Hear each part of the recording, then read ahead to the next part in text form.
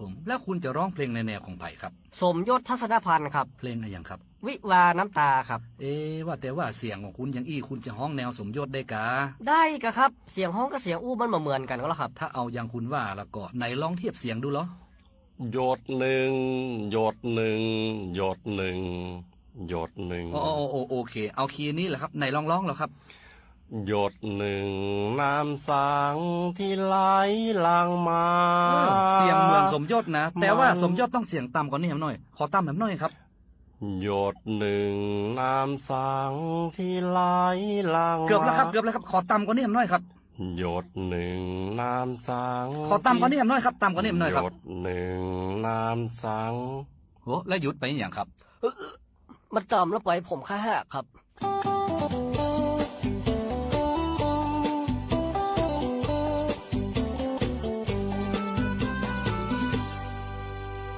ฝันนั้นไกลความจริง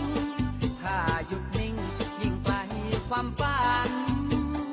ฝันถ้าจริงสักวันจะสุขสันต์เหมือนฝันเป็นจริงคนมากมายเข้ามาจะไปคว้าถึงฝันบางสิ่งสวัสดีครับอาจารย์ห้องดีๆนะอาจารย์ครับอาจารย์ผมมาสมัครเป็นนักร้องได้กว่าครับได้กะโอ้เหมือนฝันแต่ครับอาจารย์เจ้าบ้านตึงหมู่บ้านเปิ้นไล่ผมออกจากบ้านมาเปิ้นว่าผมนะสร้างความเดือดร้อนให้หมู่บ้านเปิ้นเพราะว่าเวลาผมร้องเพลงเมื่อใดเนี่ยนะครับอาจารย์เสียงผมนี่เหมือนเสียงสวรรค์เสียงของผมนี่มันเย็นยะเยือกหวยหวนหมูหมากาไก่มันหอนฮับกันจนเจ้าบ้านเปิ้นไล่ผมมาเนี่ยครับขี้คุยเหงาแต่จะห้องเพลงแนวของไผแนวสุนทราภรณ์ครับสุนทราภรณ์เนี่ยเวลาห้องจะต้องบีบปากคือมันน้อยๆแปลงเสียงแหลมๆนะเข้าใจก่อนโอ้สบายมากครับอาจารย์ฟังนะครับชมชมงามอารามเทเลเดี๋ยวสุนทราภรณ์ต้องบีบปากเงินน้อยกว่านี้แปลงเสียงแป๊บๆกว่านี้ชมชมงามแป๊บกว่านี้แหมครับชมชมแป๊บกว่านี้แหมน้อยหนึ่งแหมน้อยหนึ่งโอ้อาจารย์บ่ไหวแล้วครับผมปวดหนังหิมปากผมบ่เอาละไปแล้วครับ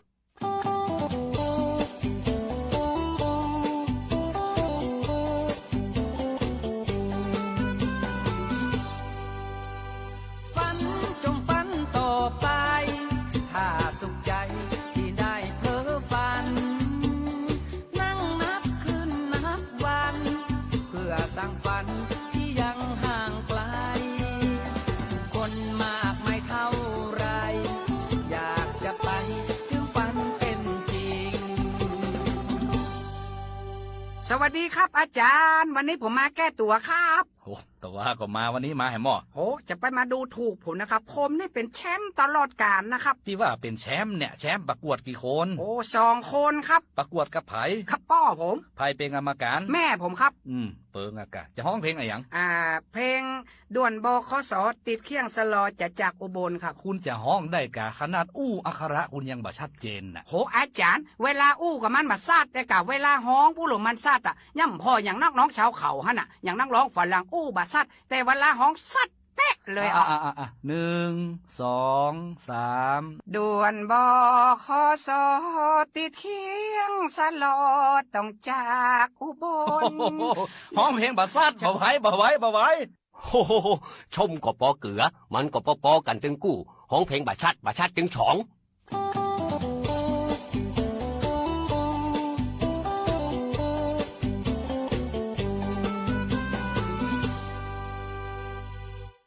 เพลงบัดซัดแต่ว่าจบเพลงนี้ก็ยังดีนะยังเป็นสีสันเนาะแต่ถ้าห้องเพลงบัด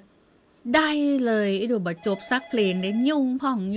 เนาะซื้อสินที่ล้านนามาแล้วเจ้าแอลชุติการเราชัยรายงานตัวเจ้าบ่าย 2 โมงถึง 3 โมงสวทลำปาง FM 97 เมกะเฮิรตซ์อีนะตะกี้ชุมทางนักฝันของไอ้วิทูลใจพรมเนอะบทเพลงที่จบไปด่วนบคสโอ้โทนเสียงแต่ละโทนนี่น้องแอลนี่ห้องบ่ได้แน่นอนเจ้าส่งเพลงต่อไปยามบ่ายจะในอากาศบรรยากาศที่ครึ้มฟ้าครึ้มฝนเนาะจะตกกะบ่ตกกะบางคนก็ตกไป2 รอบแล้วนะน้องแอลนะวันนี้เนาะตกดีต่อใจกับพี่น้องเกษตรกรแน่นอนเจ้าเพราะอันยัง คนที่เป็นรอน้ำฟ้าน้ำฝนเนาะโดยเฉพาะเรื่องของการปลูกข้าวนาปีนี่หูถึงใจเลยว่ารอน้ำฟ้าน้ำฝนแต่ขอให้ตกมาดีๆงามๆเนอะคุณผู้ฟังเจ้าฝนจ๋าเอียเนาะตุก108ปันเก่าเนาะ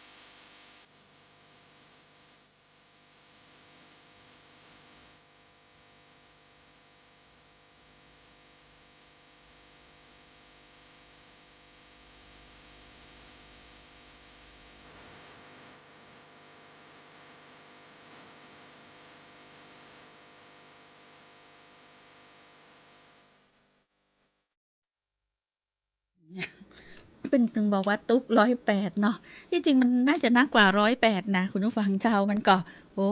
ขอบคุณแฟนรายการที่เอิ้นมาหากันและขอบคุณแฟนรายการ FC ที่ติดตามทางเพจกู้คนเลยสมาชิกแฟนเพจสวัสดีเจ้าคุณสง่าลุ่มน้ำวังบอกว่าสวัสดีครับน้องแอลใช้ชีวิตให้มีความสุขทุกวันส่งสติกเกอร์หุบหัวใจมาคุณนวลศรีมณีรัตน์นะเจ้า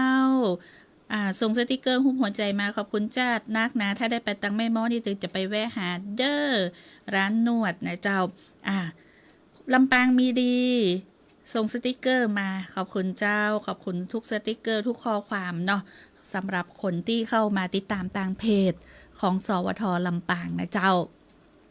บางข้องกันยกนิ้วฮือนะช่างเสริมสวยพี่ติมสาวงามอุ้มลองกึดเติงหันเนอร์นะส่งสติกเกอร์มานะเจ้า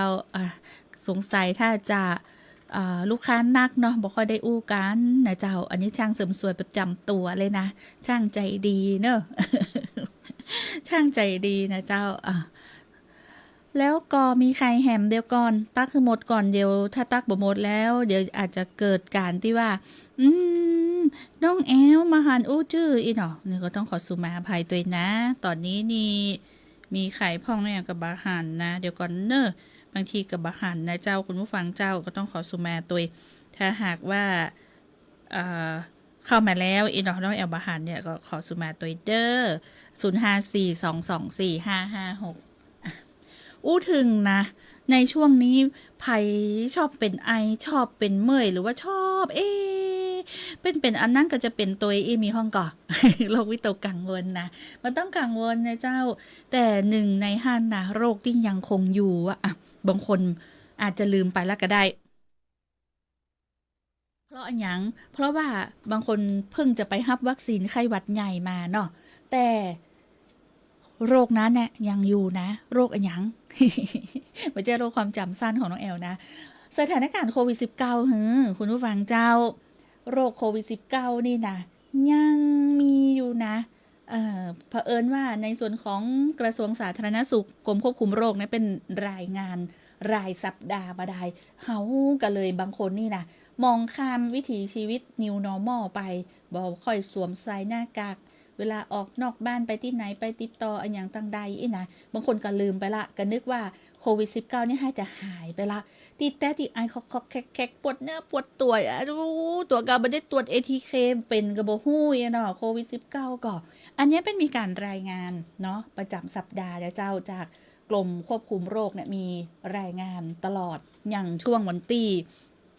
1 ถึง 7ที่ผ่านมาเนาะ7วันสัปดาห์หนึ่ง7วันไปก็จะรายงานเตือนหนึ่งผู้ป่วยโควิด -19 ที่รักษาตัวในโรงพยาบาลรายสัปดาห์ยังมีอยู่นะ314 รายเฉลี่ยแล้วรายวันก็คือ45 รายต่อวันนะเจ้าเพียงแต่ว่าเฮาบ่ได้เอามารายงานคือได้รับรู้รับทราบทุกวันเพราะเป็นรายงานเป็นสัปดาห์เนาะแล้วก็มีผู้เสียชีวิตรายสัปดาห์จำนวน1 รายเฉลี่ยรายวันก็คือ1 รายต่อวันผู้ป่วยสะสมตอนนี้นะเจ้าตั้งแต่1 มกราคม 2567 มานี่นะ 38,236 รายเสียชีวิตสะสม201 รายหรือว่า201 รายนี่นะแล้วก็ผู้ป่วยที่เป็นปอดอักเสบนะบางคนไอจนปอดอักเสบนะ170 รายส่วนผู้ป่วยที่ใส่ท่อช่วยหายใจ70 รายตั้งแต่1 ถึง 7 กันยายนที่ผ่านมานะเจ้าถ้าหากว่าอยากจะติดตามสถานการณ์โควิด -19 เนาะก็เข้าไปที่กรมควบคุมโรคกระทรวงสาธารณสุขเป็นรายงานรายสัปดาห์ให้เฮาได้พอได้ก่อยกันแล้ววันนี้ที่แอลหยิบยกขึ้นมาในช่วงของสื่อสินถิ่นล้านนาคนเมืองอู้ข่าวนี่นะก็อยากจะให้ทุกคนได้ตระหนักเนาะได้ตระหนักการใช้ชีวิตแบบ New Normal อยู่นะเว้นระยะห่างมันล้างมือแล้วก็สวมหน้ากากอนามัยอันเนี้ยป้องกันได้แม้แต่ไข้หวัดใหญ่กาอันยังกามันจะคล้ายๆกันเนาะเฮาก็ป้องกันด้วยการสวมหน้ากากแต่บัดเดี๋ยวเนี่ยพอไปตังใดแบบว่าค่อยมีไข้ใส่หน้ากากกันตะใดนะแม่นก็เปิดเผยเลยนะเหมือนกับว่าโควิด -19 เนี่ยบ่มีละอีดูกลายเป็นไปกลัวตังไข้หวัดใหญ่กลัวตัง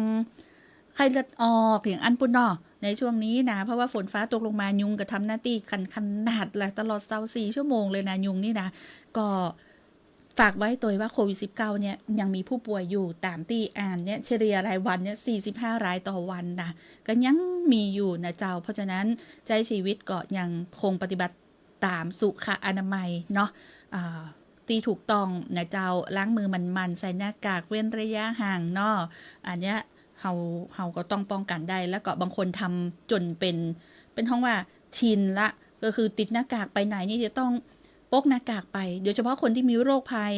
ไข้เจ็บประจำตัวอันเนี้ยก็ต้องใส่ป้องกันไว้ก่อนเพราะว่าอย่างเฮาไปคนตีนนักตีหลายเฮาก็บ่ฮู้ว่าไผไปติดไปอย่างเดียวก็จะมาแปดมาป้ายเฮาได้เนาะอันนี้แต่ถ้าเกิดว่าเฮาใส่หน้ากากไปเนี่ยถือว่าเป็นคนที่มีวินัยในการดูแลตัวเก่านะเจ้าแต่บางคนที่ลืมฮะ อยู่ปื้นรถเครื่องบนน้องแอวอยู่ในรถปุ้นอีน่ะถอยที่อย่างก็ขับรถยนต์อีเนาะเพราะว่าอยู่ในซองหั่นอีน่ะอูนี่หายนี่นะคุณผู้ฟังเจ้าแต่จะได้กระเจิญจวนนะว่าหน้ากากเนี่ยยังใส่เนอะเพราะจากการที่มีรายงานแต่ละสัปดาห์เนี่ยก็ยังพบผู้ป่วยโควิด -19 อยู่ก็บดีมองข้ามนะเจ้าบดีมองข้ามแล้วก็บางคนนี่หน้ากากที่มาหันแล้วนะเนาะหน้ากากที่มาหันละใส่หน้ากากกันเตอะเนาะจะไปอันยังนะหน้ากากกล่องหนึ่งมาเดียวกับถูกละเนาะแลกกับความที่เฮา ห่างไกลโควิด19นี่ก็กุ้มก่านะคุณผู้ฟังเจ้าดีกว่าเฮาไปติดมาละอ้าวถ้าหากว่าคนในบ้านนี่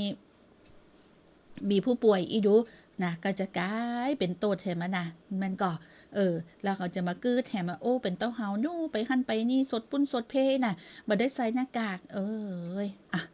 อันนี้ก็เน้นย้ำเนาะเตือนคือได้ตระหนักถึงการใช้ชีวิตแบบถูกสุขอนามัยนะเจ้าหมั่นล้างมือเนาะห่างไกลโควิด19แล้วก็โรคอื่นๆตัวนะคุณผู้ฟังเจ้าซื่อสินทินล้านนาบอกตักนี้ส่งความห่วงใยเจ้าบัดใจว่าอันยังนะหลายคนนี่ก็กลัวมันก็บางคนที่มีคนตัวน้อยที่บ้านมีผู้สูงวัยมีผู้ป่วยอยู่ที่บ้านเนี่ยอันนี้ก็ต้องระวังในเรื่องของโควิด19ตัวเนาะเพราะว่าบางคนเนี่ยลืมไปละ เลยเตือนแหมกั้มหนึ่งเนาะเป็นการย้ำเตือนคือได้ตระหนักแต่ไม่ได้ตระหนกนะแต่ก่อนนี่รายงานตึงวันนะมาเดี๋ยวนี้รายสัปดาห์เนอะคุณฟังเจ้าอุนี้หายนี้นะอุนี้หายนี้ฟังแล้วก็คือปฏิบัติตามห้ามละหน้ากากเจ้าจวนบอกคือใส่หน้ากากกันอยู่ตลอดเวลาเนอะ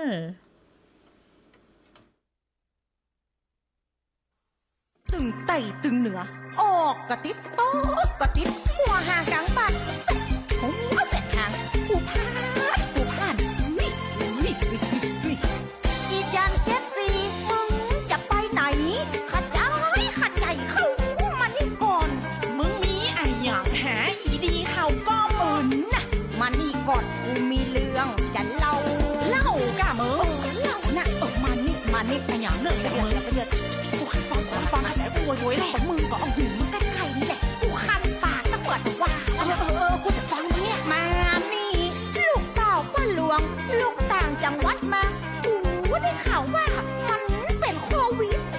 กูก็ได้ข่าวว่าแม่มันก็ติดวันที่ป้าหลวงยังขึ้นกองล่องกองลูกสาวเนี่ยคำประเดียวบ้าหันแน่นะมึงก็มันเป็นโควิดติดลูกมันแหม2อ่ะก็แล้วเนี่ยคำละกับตึงปู่ทองยังไปนั่งขายของตึงกาดแดงกาดเยาเป็นที่อยากรับตัวยังไม่น่าไปขายครัวอยู่เอากูก็ไปกาดมาที่เนี่ยซอยหลังวัดเขามาฮับไปตะวันซอยบ้านยาดาขอมึงจะไปกายให้ซอยหันก็ติดไกลไปไกลกูไล่ผ่านหลวงทางไอ้ยังว่าบอกว่าไผติดปฏิบัติว่าไผเป็นไผล้านการเนี่ยสมมึงจะไปไผมันเป็นจะใดมึงขัดใจได้ข่าวตาว่าผู้ตาขี้เมานี่มันชอบกินเหล้านั่งสมเป็นหมูเป็นหันมีไอ้ปุดกับกี่เม่นปูก่อนแล้วมันเป็นยังใดก็ปู่ตาเข้าห้องยาตาเจ้าก็เขาตึงเล่าว่าอาการมันใกล้ตายถ้าจะเจือลงปอดกูว่ามาเป็นลายว่าหน้าสมก็ได้ก็ยังมาเปิดขายเหล้ากูง่ายแต่นาหูมันเป็นกลุ่มเสี่ยงไปยังบังคับตัวเก่าแต่เลยนะกูกายอีเขาหมู่ดีโอ้ยลำบากได้ลำบากอย่าสมมอลูกแถวตี4ตี5ไปส่งเข้าเกี่ยงกันทุกวันมึงว่าแล้วมึงยังหูเขาว่านะเนี่ยแหมกำกูนี่หายนี่เอียบไว้เด็ดขาดติดแถวเจ้าอาวาสได้ยินเขาเล่ากันดีเนอะวันศีลกูบักเข้าไปฟังธรรมขนาดลูกสาวพูดญาติก็ติดมาจากภาคใต้เนี่ยกูไปก่อนนะวันพูดกูจะมาอัปเดตแห่งใหม่และสูจะไปอู้เฮ้อไผ่ฟ้ามึงรู้แล้วมึงก็เหยียบไว้อีเนอะอู้นี่หายการอีกโอ้แล้วไอ้ตู่มันหายหรือยังโหไอ้ตู่ไหนก็ไอ้ตู่มันตายอ่ะเขาผ่าอากาศนักๆไปเลยสัตว์ดุยไอ้โรคโควิดมันติดง่ายตายยากแต่จะมาลำบากตายเพราะปากสู่เขากำบะมีแป่งใส่กำบะใหญ่แป่งเอาตกตาเปิดไข้หัวตกตาตัวไข้ให้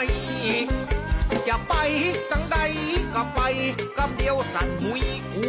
จะตกใส่ไผมีวัคซีนแก้นิทานเล่า ควรจะฉีดเพื่อป้องกันโรคปากฟ้อนปากไห้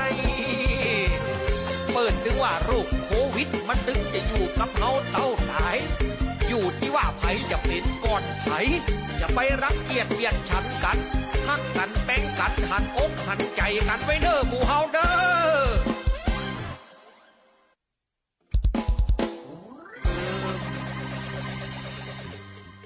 คนเมืองหรือเปล่า ถ้าเป็นคนเมืองแล้วบ่อู้กับเมือง แล้วจะฮื้อไผมาอู้ สื่อสินทินล้านนา สัพเพเหระม่วนงานสันเล่ากับแอวชุติการเหล่าชัย สวทลำปาง FM 97 เมกะเฮิรตซ์054 224 556 คนเมืองหรือเปล่าใจ ช่วงข่าวสารชลประทาน ช่วงข่าวสารจากชลประทานลำปางเจ้ามาติดตามสถานการณ์น้ำต้าในพื้นที่จังหวัดลำปางเฮาพ่องเจ้าว่าตอนนี้เขื่อนแต่ละเขื่อนเป็นจะได้พ่องจ้านะเจ้าจากโครงการชลประทานลำปางสำนักงานชลประทานที่2รายงานสถานการณ์น้ำประจำวันที่10กันยายน2567นะเจ้าสำหรับสถานการณ์น้ำในเขตจังหวัดลำปางทั้งอ่างเก็บน้ำขนาดใหญ่ขนาดกลางขนาดน้อยตลอดถึงพื้นที่เพาะปลูกอย่างต่างๆนะอ่างเก็บน้ำทุกอ่างนะเจ้าของเฮาเนี่ย87แห่งตอนเนี้ยมีปริมาณน้ำเนาะคิดเป็นร้อยละ 66.16 ของความจุอ่างเก็บน้ำรวมกันทั้งหมดแล้วปริมาณน้ำที่นำมาใช้การใดเนี่ยคิดเป็นร้อยละ 60.18 ของความจุรวมกันทั้งหมดเจ้าแยกเป็นเขื่อนกิวลมปริมาณน้ำที่นำมาใช้การใดคิดเป็นร้อยละ 49.81 ส่วนกิวคอหมาปริมาณน้ำที่นำมาใช้การใดคิดเป็นร้อยละ 70.68 ปริมาณน้ำในอ่างเก็บน้ำขนาดกลาง31แห่งมีน้ำที่นำมาใช้การใดคิดเป็นร้อยละ 55.53 ส่วนน้ำในอ่างเก็บน้ำขนาดน้อยพระราชดำริ54แห่งน้ำที่นำมาใช้การใดคิดเป็นร้อยละ 63.62 เจ้าส่วนผลการเพาะปลูกข้าวนาปี2567ในเขตพื้นที่ชลประทานต่างๆของจังหวัดลำปางบอกว่าจะเป็นโครงการชลประทานลำปางก็ดีโครงการทรงน้ำและบำรุงรักษาแม่วังโครงการทรงน้ำและบำรุงรักษากิวลมกิวคอหมาเนี่ยนะเป็นมีแผนการเพาะปลูกรวมกันทั้งหมดทั้ง3โครงการเนี่ยอยู่ที่ 229,876 ไร่ผลการเพาะปลูกอยู่ที่ 6,930 ไร่นะเจ้าแล้วก่อตั้งสำนักงานชลประทานที่2เป็นมีแผนการเตรียมความพร้อมในการใช้เครื่องจักรกรณีช่วยเหลือผู้ประสบภัยพิบัติในพื้นที่จังหวัดลำปางมีมาตรการเตรียมความพร้อมและการแนวทางการช่วยเหลือติดตามวิเคราะห์แนวโน้มสถานการณ์และการสั่งการโดยศูนย์ปฏิบัติการน้ำอัจฉริยะในเจ้าสายด่วนเรื่องน้ำ1460จดใส่ปักกระเตือนไว้ตัวและนี่ก็คือข่าวสารน้ำตาเนาะสถานการณ์น้ำประจำวันที่10กันยายน2567จากโครงการชลประทานลำปางเจ้าติดตามข่าวสารชลประทานได้ใหม่ทางสถานีวิทยุกระจายเสียงแห่งประเทศไทยจังหวัดลำปาง FM 97 เมกะเฮิรตซ์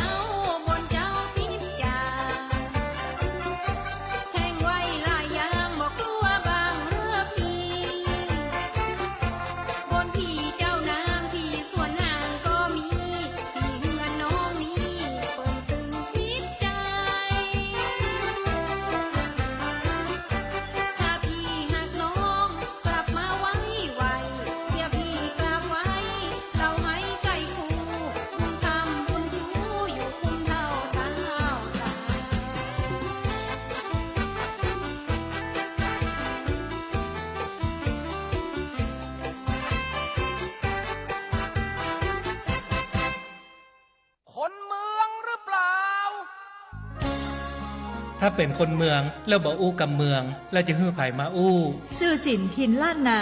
สัพเพเหระม่วนงานสรรเล่ากับแอวชุติการเหล่าชัย สวทลำปาง FM 97 เมกะเฮิรตซ์ 054 224 ซื้อสินทินล้านนา คนเมืองถ้าบ่อู้กับเมืองแล้วจะร้องฮือไผมาอูน่ะกึดตึงสิหาเสียงนี้เนาะพอกึดตึงเสียงนี้ก็มานะมาตัวเป็นๆเลยตั้งนอก เจ้าของเสียงนะเจ้า ดีเจต่อยอมฤตจานุวีนะแต่ก่อนนะ เสียงนี้เนาะมาติดตามข่าวสารนี้ต่อเจ้าในช่วงของคนเมืองอู้ข่าวเจ้ากฟผ.มอบกำลังใจและสนับสนุนนักกีฬายกน้ำหนักและก็เรือพายห่วมศึกปารีสเกม 2024 นะเจ้ากฟผ.มอบกำลังใจสนับสนุนนักกีฬายกน้ำหนักและก็เรือพายที่ทุ่มเทฝึกซ้อมเพื่อห่วมแข่งขันโอลิมปิกเกม 2024 ที่ผ่านมาเจ้าเมื่อวันที่ 4 กันยายน 2567 ที่ผ่านมาการไฟฟ้าฝ่ายผลิตแห่งประเทศไทยหรือกฟผ.เจ้าในฐานะผู้สนับสนุนสมาคมกีฬายกน้ำหนักสมัครเล่นแห่งประเทศไทยและก็สมาคมกีฬาเรือพายแห่งประเทศไทยจัดพิธีมอบเงินสนับสนุนคนละ 200,000 บาทเพื่อเป็นขวัญและกับกำลังใจแก่ส้มนางสาวดวงอักษรใจดีนักกีฬายกน้ำหนักทีมชาติไทยรุ่นน้ำหนักกว่า81กิโลกรัมไม่ยิงนะเจ้าและก็มีเปรมนายเปรมนัทนะเจ้าวัฒนานุสิทธิ์นักกีฬาเรือพายทีมชาติไทยประเภทเรือกันเชียง1คนพายกู้ที่ได้ทุ่มเทในการแข่งขันและก็สามารถเข้ารอบสุดท้ายของกีฬาโอลิมปิก 2024 โดยมีนายเทพรัตน์เทพพิทักษ์ผู้ว่าการไฟฟ้าฝ่ายผลิตแห่งประเทศไทยเป็นผู้มอบเงินสนับสนุนพร้อมด้วยพลเรือเอกชัยนรงค์เจริญรักษ์นายกสมาคมกีฬาเรือพายแห่งประเทศไทยพลเอกยศนันท์รายเจริญอุปนายกสมาคมกีฬายกน้ำหนักสมัครเล่นแห่งประเทศไทยผู้แทนสมาคมผู้ฝึกสอนทีมนักกีฬาและกับผู้บริหารกฟผ.เข้าร่วมพิธีที่ห้องรับรองชั้น 18 อาคาร 50 ปีกฟผ.สำนักงานใหญ่กฟผ.เจ้านายเทพรัตน์เทพพิทักษ์ผู้ว่าการกฟผ.ก็ได้อู้ว่ากฟผ.เนี่ยมีความตั้งใจในการสนับสนุนสมาคมกีฬาเพื่อเป็นแหมแหงผลักดันให้กับนักกีฬาไทยได้ประสบความสำเร็จในเวทีระดับโลกนะเจ้าโดยก่อนหน้าหั่นต่างกฟผ.ก็ได้มอบเงินอัดฉีดให้กับนักกีฬาที่คว้าเหรียญมาแล้วนะเจ้าและก็เห็นถึงความมุ่งมั่นและก็ความพยายามของนักกีฬาตีได้เข้าร่วมการแข่งขันในเตื้อนี้ก็เลยมอบกำลังใจเพิ่มเติมให้กับนักกีฬาแหม2 ท่านที่สามารถฝ่าฟันอุปสรรคจนถึงเวทีโอลิมปิกเกม 2024 รวมถึงแสดงให้นักกีฬาทุกคนหันว่าทุกย่างก้าวของความทุ่มเทบ่มีการสูญเปล่ามีความภาคภูมิใจรอต้อนรับอยู่เสมอนะเจ้าทั้งนี้เจ้าการสนับสนุนด้านกีฬาของต่างกฟผ.เป็นการต่อยอดการพัฒนาคุณภาพชีวิตสุขภาพและศักยภาพของเยาวชนสอดคล้องกับนโยบายของภาครัฐภายใต้โครงการที่ว่า1กีฬา1รัฐวิสาหกิจพลัสนะเจ้าเป็นการมุ่งส่งเสริมและพัฒนานักกีฬาไทยสู่ความเป็นเลิศในระดับสากลโดยต่างกฟผ.เนี่ยได้สนับสนุนสมาคมกีฬายกน้ำหนักสมัครเล่นแห่งประเทศไทยแล้วก็สมาคมกีฬาเรือพายแห่งประเทศไทยมาอย่างต่อเนื่องตั้งแต่ปี 2547 และ 2555 ตามลำดับเจ้า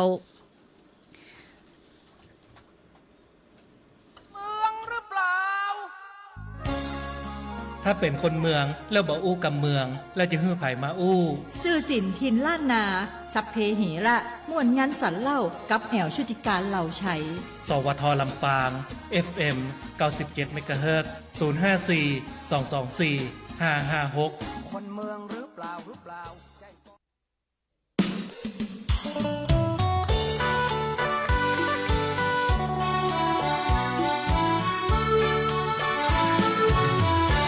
เป็นเศรษฐีมีเงินมากมายบะหูจะตายเมื่อใดอยู่ไปเหมือนไม้ไกลฟัง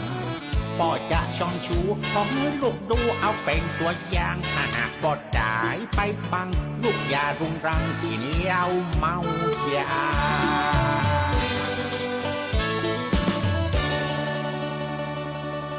เอ้าชูอยู่พร้อมหน้าพร้อมตากันพอดีเนาะบัดเดียวพ่อก็เท่าแก่แล้วเหมือนไม่ใกล้ฟังจะตายวันใดก็บอกหัว พ่อจะไปอู้อย่างอีกะพ่อก็ยังมาเป็นอย่างเตื้อล้อ มันเป็นกรรมของมนุษย์เนาะเปิ้นถึงว่าคนโลกมนุษย์เกิดแก่เจ็บตาย เกิดนักเท่าใดก็ตายนักเท่านั้นนะ อันมาเดี๋ยวนี้พ่อจะแบ่งมรดกทรัพย์สินไว้ให้ฉู อย่างอันก็ดีเหมือนกันนายป้อแบ่งเป็นสัดเป็นส่วนมาบั่ยุ่งกับลุงลังมาลุนไปพอผสมมาเหนือเปิ้นแบ่งให้ลูกเปิ้นพอได้ขายอ่ะ ดอกจังบัดตันยังเตือพออู้เรื่องขายแล้วเนาะฮ่ากูจะมาแบ่งมาเบิงดีกันอย่างอีกแต่ละพ่ออำนวยกับลำพัดว่าไว้ชิบคมพาบัดเต้าคมขวานลานชิบคนบัดเต้าลูกเต้าชิบลูกเต้าบัดเต้าสองเท่าผัวเมีย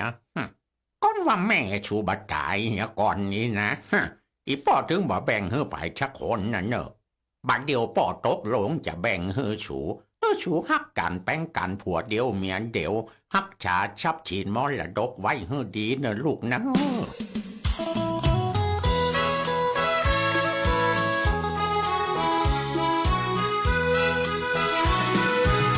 พอถามก่อนเถอะนี่ว่าบาดา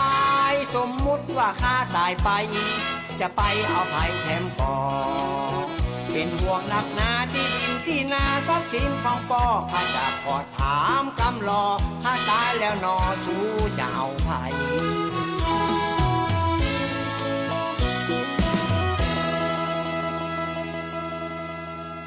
สูอันกรรมที่พ่อสอนว่า10 คมพาอย่างนั้นสูจำได้ก่อน จำกะข้าจำเหลือเปิ้นน่ะกรรมที่ว่า10 ลูกเต้าบัดเต้า2 เท่าผัวเมียเนี่ย ถ้าอย่างอันข้าขอถามสู่คนถามอะไรอย่างเขามา สมมุติว่าข้าตายสู่จะเอาไผ่ทำก่อน โอ้ขอให้สื่อสัตย์ต่อกันเตอะมีสัจจะต่อกันอย่างข้าต้องมาเอาไผ่สู อันเรื่องสัจจะเนี่ยมันตึกที่ข้านะสูขนาดข้าไปส่องเขียดนะข้าปากกบข้ายังมาเอานะมาถ้ากัวมันจะขี้จ้างงาคำมาก็จังเตอะข้าตึงมาเอา อยากอีกก็อยากแควนน้อยกา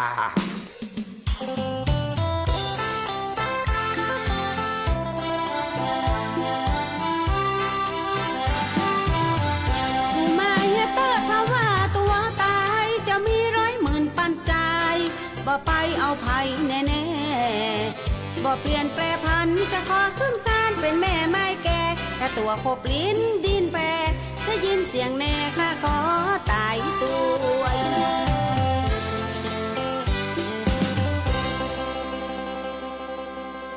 เนี่ยชูอันนี้สมมุติมาได้นะอันอย่างทำไมสมมติว่าข้าตายไปได้อันนี้มันตายลูกมันจะเขาลากกันลูกสมมติว่าข้าตายเนี่ยสูนอนคนเดียวสูจะหนาวก้าสูขอจะไปมาอู้เรื่องเป็นเรื่องตายตัวอายุมกอีอ่ะแล้วก็สมมุติว่าข้าแก่ไปตัวข้ากลัวมันมาแน่นะสูอย่างเปื้อนข้าเนี่ยมันตายเนาะเมียมันให้จะไปส่งผัวไปเหี่ยวก็กลัวเป็นลมเขาก็ไปส่งผัวมันไปเหี่ยวเผาศพเชลลอดปิกมาเป็นว่าเมียมันก็หนีไปตัวไอที่มาส่งน้ำแข็งนั่นแล้วมันประจันเล่นกันเมื่อใดก็อันนั้นมันเขาอ่ะมันเป็นคนอื่นมันมาแจ้ฆ่าลูกอุ้ยข้าถึงบอกข้าเจือนะจูข้าขอถามแม่ตัวเดียวเดียวอันอย่างฮะหมอก็สมมติว่าข้าตายนะสูจะเอาไผ่มันก็ถามตัวเดียวเดียวถ้าอย่างอ่านลำเหลือก็นอกจากปูแดงโก่งบ้านบนพวกกับหูไหนอ่ะนี่แหละหาว่าแล้วไอ้แดงโกงแถมช้ำอาจจะกินยาตายอาจจะฆ่าตัวตายก็ฆ่าลองจ่ายสู่บัดได้สู่จะไปเนี่ยอันนะฆ่าตึงบาเจือ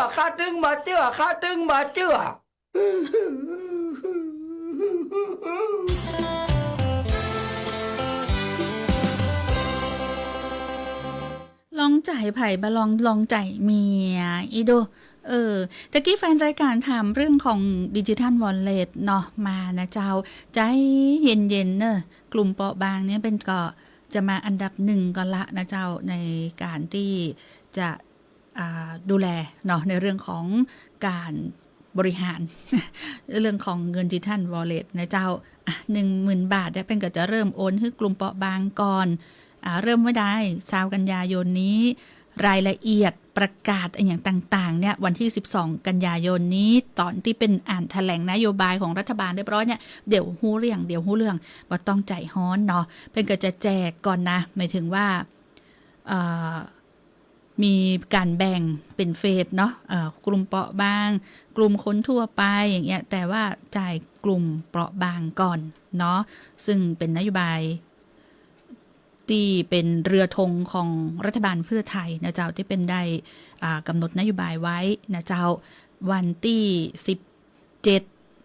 ประชุมครม.วันนี้สุมาเตอร์ติดหน้านะเจ้าประชุมครม.วันที่17คือตรงกับวันอังคารหน้าเนี่ยอันนี้เป็นก็จะมีการขออนุมัติทันทีเพื่อเร่งจ่ายเงินออกมากระตุ้นเศรษฐกิจให้ไวที่สุดในสิ้นเดือนกันยายนนี้นะเจ้าตามที่ต่างด้านรองนายกรัฐมนตรีนายภูมิธรรมเวชยชัยเนาะเป็นไดอูไว้นะเจ้าหลังการแถลงนโยบายรัฐบาลแล้วเนี่ยก็จะมีการเสนอโครงการดิจิทัลวอลเล็ตเข้าที่ประชุมครม.วันที่17 กันยายนนี้ทันทีนะเจ้าแล้วทั้งหมดทั้งมวลนี่นะเป็นก็จะปรับเนาะจากเงินดิจิทัลเนี่ยปรับเป็นเงินสดให้กับคนที่ได้ลงทะเบียนแล้วกว่า30 ล้านคนแต่รอบแรกแบ่งเป็นกลุ่มเปราะบาง14 ล้านคนก่อนโดยจะแจกเป็นเงินสดนะเจ้าคือใช้งบปี67เนี่ยแจกเป็นเงินสดนะเจ้านำไปใช้ที่ไหนก็ได้บ่มีการจำกัดร้านค้านะชนิดสินค้าตามเป้าหมายอย่างเงี้ยอันเนี้ยหากว่าครม.อนุมัติคาดว่าจะแจกเป็นเงินทันทีภายในเดือนกันยายนนี้นะบ่เกินเดือนตุลาเนี่ย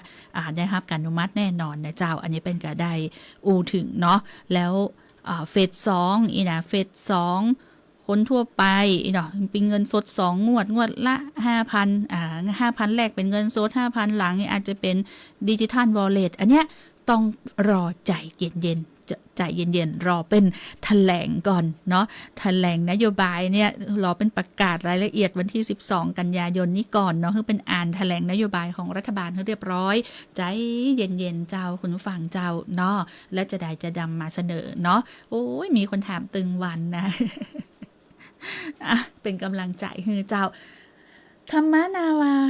วังมีไผ่ดาวน์โหลดแล้วอ่านเรียบร้อยแล้วพ่องหรือว่ากำลังอ่านก้อยๆอ่านไปเจ้าเพราะว่าเป็นห้องว่าเป็นหนังสือที่เอาเรื่องง่ายยากเนี่ยมาเป็นเรื่องง่ายและอ่านได้ทุกเพศทุกวัยตัวนะเป็นสัจธรรมแห่งชีวิตเลยนะเจ้าตามหลักอริยสัจ4เนาะมี4 เล่มด้วยกันดาวน์โหลดได้เลยเพราะว่าเป็นอีบุ๊กเนาะดาวน์โหลดได้ที่เว็บไซต์ธรรมนาวา .net/ebook ได้เลยนะก็ดาวน์โหลดมาอ่านได้เนาะบ่ต้องเสี่ยงสตังค์เพราะว่าเป็นห้ามจำหน่ายเป็นหนังสือพระราชทานพร้อมภาพวาดฝีพระหัตถ์ในหลวงนะเจ้าก็นำมาอ่านได้เนาะเป็นคู่มือชีวิตได้เจ้าวันนี้ต้องนำรายการจากลาคุณผู้ฟังแต่เพียงเต้าอี้วันพุธมาติดตามแห่มใหม่กับรายการสื่อสินถิ่นล้านนานเนาะกับแอลชุติการเราชัยมีข่าวสารอย่างก็จะบอกคุณผู้ฟังจะขอบคุณแฟนรายการสมาชิกแฟนเพจที่ติดตามพี่เจ๊กธนชชาฟังอยู่เจ้าวันนี้ไปเต้นลีลาดเนาะก็ว่าฝนตกฮะสนามลีลาดมื่นเนาะ ก็ว่าปิกมาแล้วนะเจ้าพี่คุณมนชนกอนันตวราสวัสดีเจ้าสลาดินสวัสดีเจ้าปากลาออสเตรเลีย FC ออสเตรเลียครับนี่นะขอบคุณเจ้าออสเตรเลียหนาวก็ว่าฮ้อนก็ว่ามีฝนตกก็จ้าบ้านเฮานี่บดมืดๆนะตกไปต่อเจ้านี่2 รอบละบางพื้นที่นะอันนี้ก็จะสีบดมืดๆเหมือนกันฝนนี่จะชอบตกในเวลาตอนที่ละอ่อนจะใกล้เลิกโรงเรียนนี่ละเป็นเลยพ้องว่าฝนในราชการนี่ลำปางมีดีส่งสติกเกอร์มาขอบคุณเจ้าคุณนวลศรีมณีรัตน์ขอบคุณสติกเกอร์ใจชีวิตให้มีความสุขทุกวันขอบคุณจัดนักขอบคุณคุณสง่าลุ่มน้ำวังโตยนะเจ้าที่ติดตามในช่วงของสื่อศิลป์ถิ่นล้านนาด้วยกันนะเจ้าอยู่ที่ไหนก็ฟังได้ฟังชาติทั่วไทยฟังได้ทั่วโลกเหมือนกับป้ากล้าออสเตรเลียเนาะวันนี้ลาไปก่อนเนอะสวัสดีเจ้า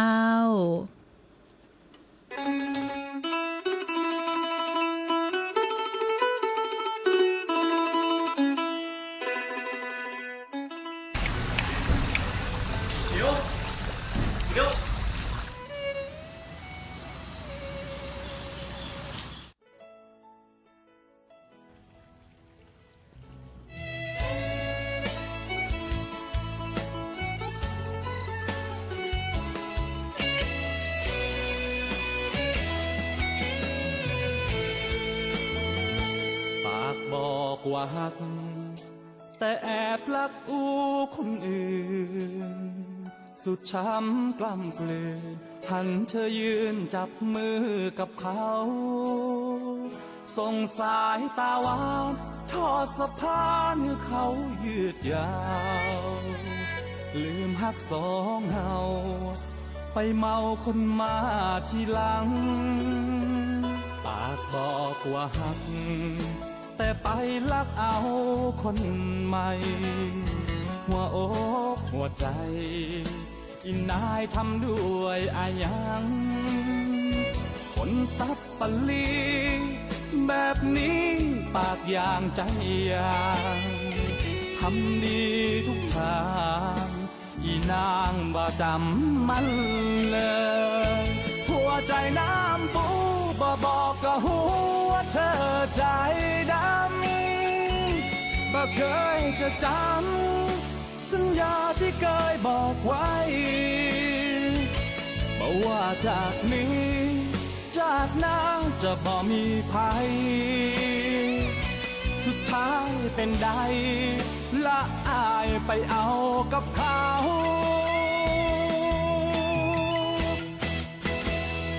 คนมันจะไปทำดีตายก็ถึงจะไปเหตุผลมากมายเอามาใจเป็นกำบอกลาบ่ต้องวอกหนักไปเลยบ่ต้องปิกมายอมเสียน้ำตาจะหาเอาใหม่ให้ดี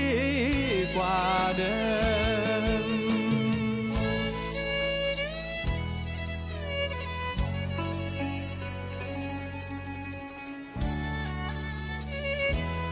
ปันขอบคุณนะติดตัวอยู่ข้างกันมาตลอดปันสัญญาว่าบ่ว่าจากนี่จากไหนเปิ้นจะขอฮักตัวคนเดียว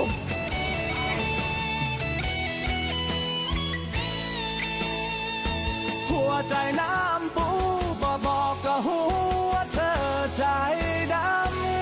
ำบ่เคยจะจำสัญญาที่เคยบอกไว้บอกว่าจากนี้จากน้าจะบ่มีภัยสุดท้ายเป็นใดละอายไปเอากับเขา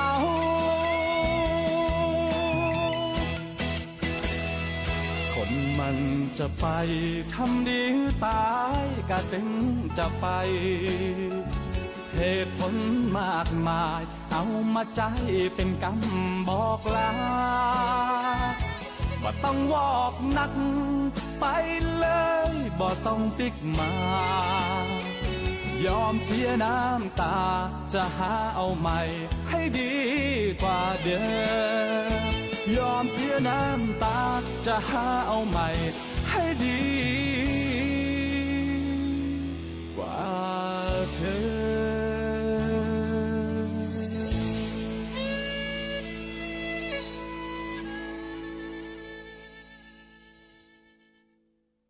คนเมืองหรือเปล่า ถ้าเป็นคนเมืองแล้วบ่อู้กับเมืองแล้วจะฮื้อไผมาอู้ สื่อสินทินล้านนา